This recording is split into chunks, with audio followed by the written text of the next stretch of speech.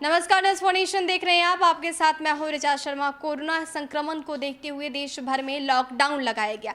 कई राज्यों में राज्य सरकार की तरफ से कंप्लीट लॉकडाउन लगाया गया और अब केंद्र सरकार ने एक नया गाइडलाइन जारी कर दिया है और धीरे धीरे करके देश को खोलने की तैयारी भी हो रही है। इसके पहले भी अनलॉक 1, अनलॉक 2 को हमने अनुभव किया है और अब अनलॉक 3 की शुरुआत 1 अगस्त से होने जा रही है।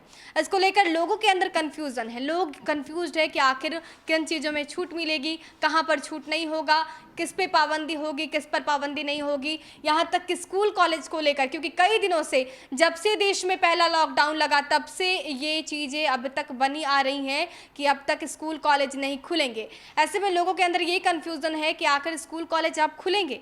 तो आपको बताते हैं कि क्या कुछ नए गाइडलाइन में कहा गया है। कोरोना के कारण लॉकडाउन के बाद देश को अनलॉक करने का तीसरा चरण यानी कि अनलॉक 3 1 अगस्त से शुरू होगा।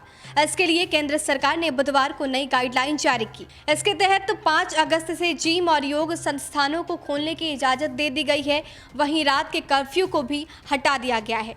गाइडलाइन के अनुसार देश भर में कॉलेज और स्कूलों और फिर मेट्रो रेल को अभी तक बंद रखा गया है।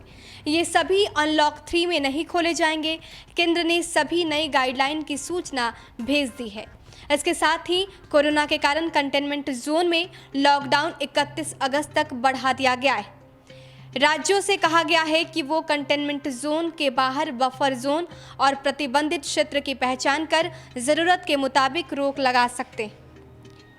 सोशल डिस्टेंसिंग के साथ इस बार स्वतंत्रता दिवस समारोह मनाया जाएगा। वंदे भारत मिशन के तहत सीमित दायरे में अंतर्राष्ट्रीय हवाई यात्रा हो सकेगी।